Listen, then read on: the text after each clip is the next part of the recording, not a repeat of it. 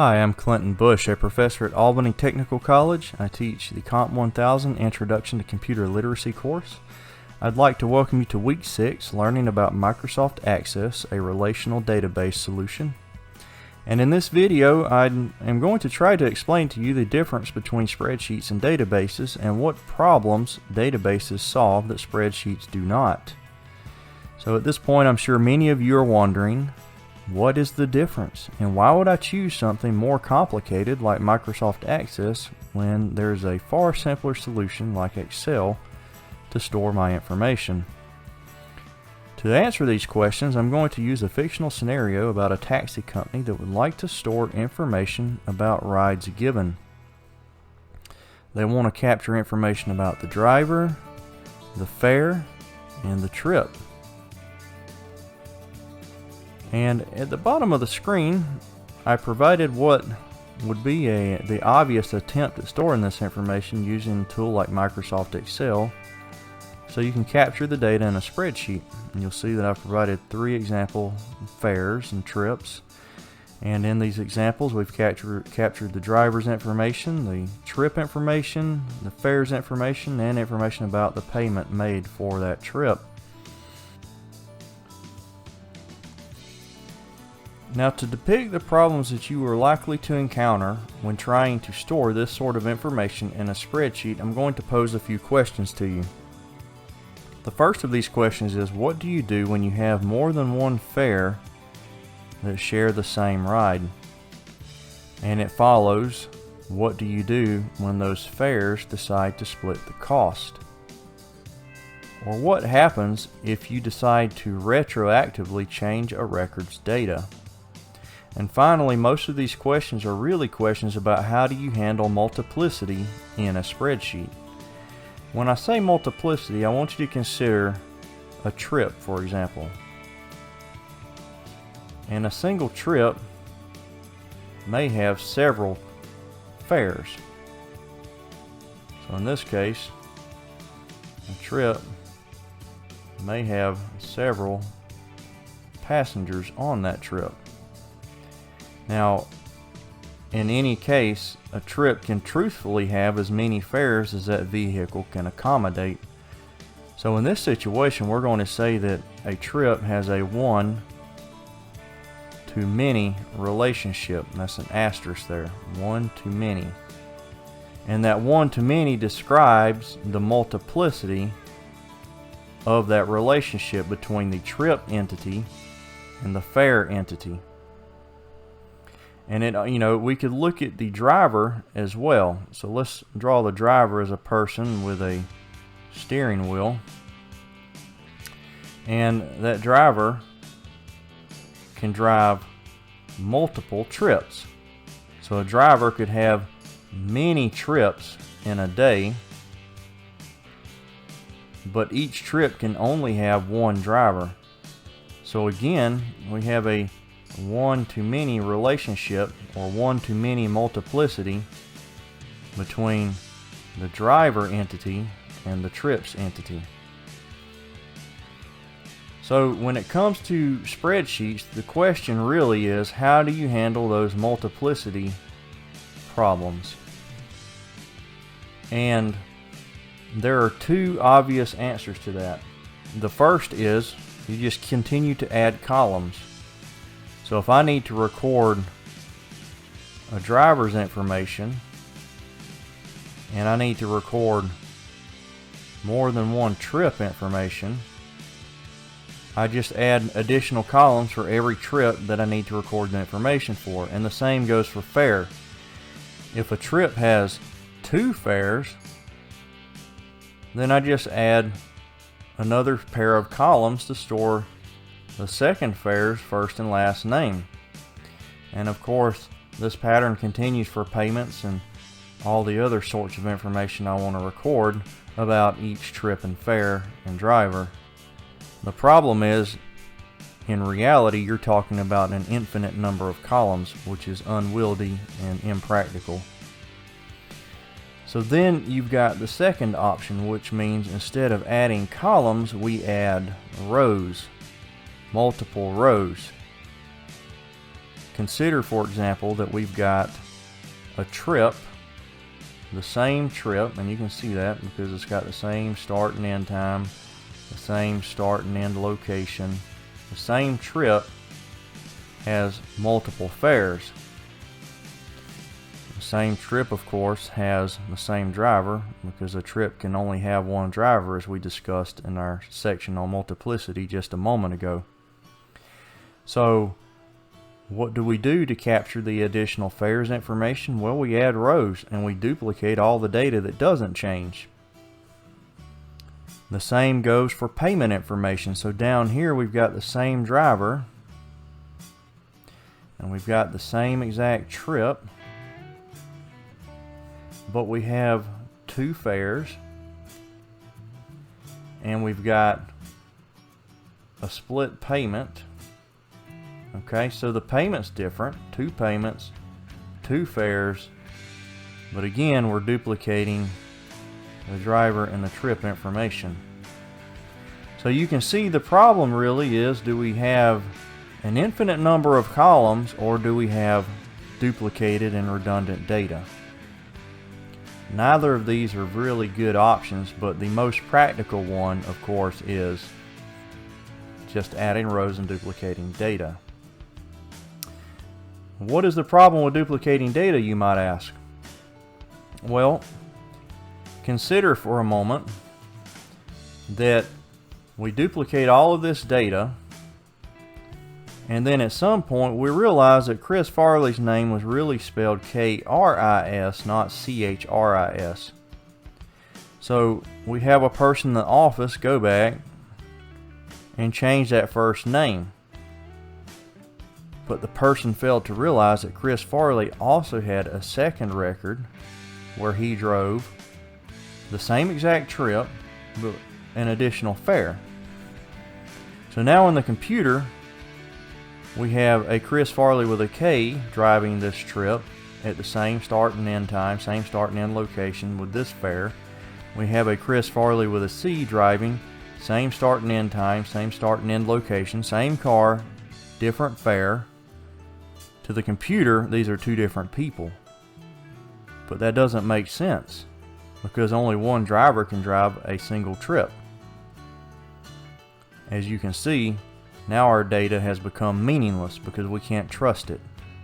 And all of this is a result of redundant data, where a person changed the information in one location but failed to change it in the second location.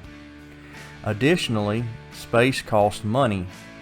And so now you're duplicating massive amounts of data, taking up massive amounts of unnecessary disk space in your server farm, costing the company a tremendous amount of money. So redundant data is really not a good option either. Neither of these options, neither the column option or the rows option, are good options for solving this problem of multiplicity. How do we fix it? Well, we do what's called normalizing the data, and that is something that only a database can do, not a spreadsheet.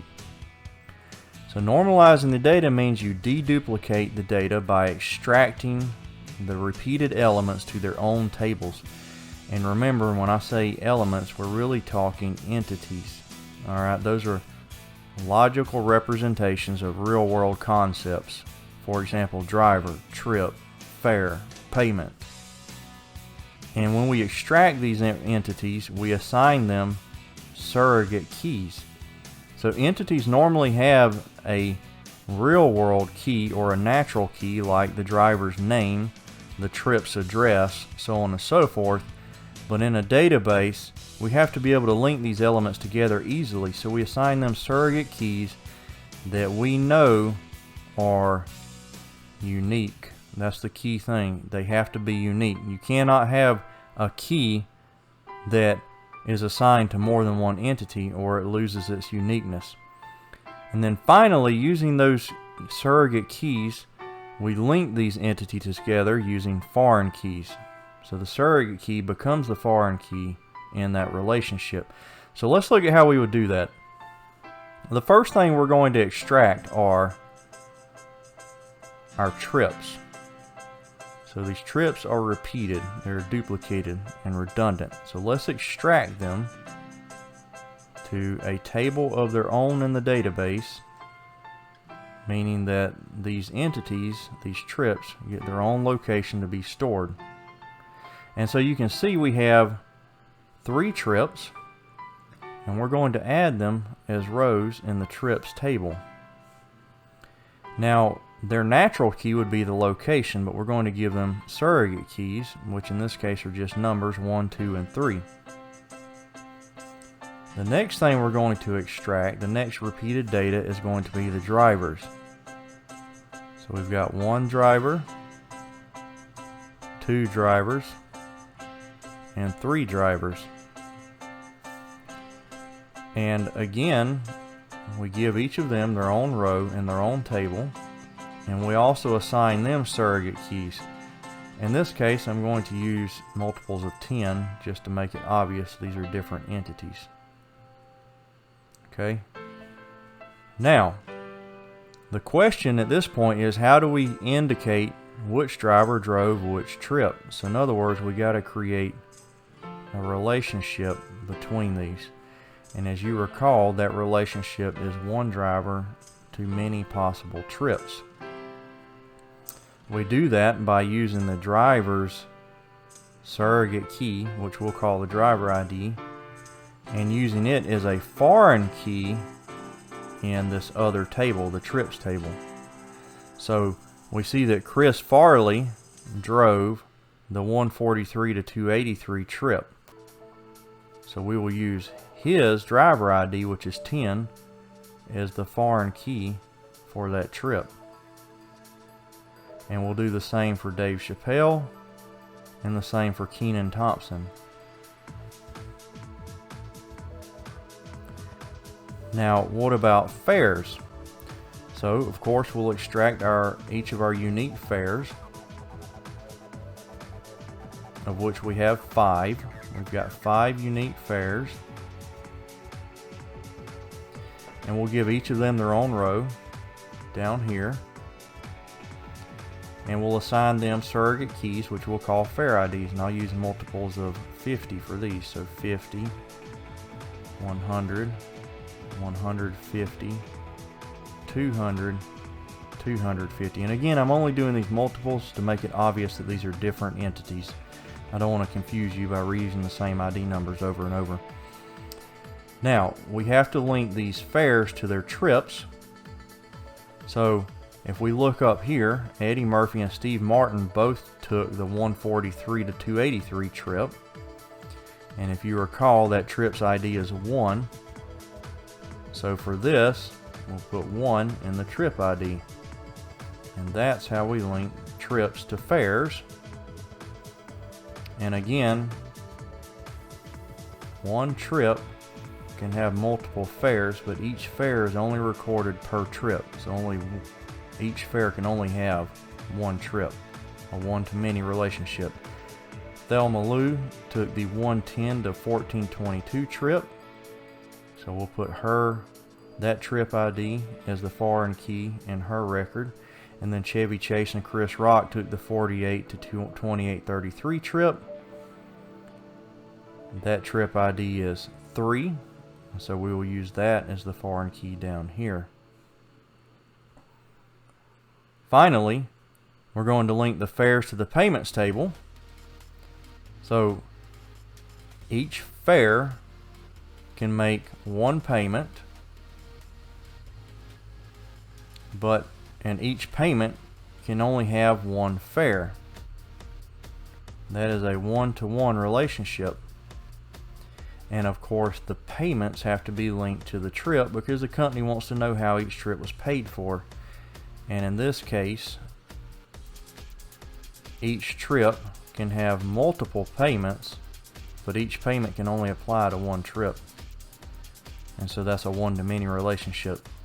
So the credit card transaction for $25 is for the 143 to 283 trip. That trip ID is 1. And the person that paid that was Eddie Murphy. his fare ID or payer ID in this case was 50, so that's the foreign key there.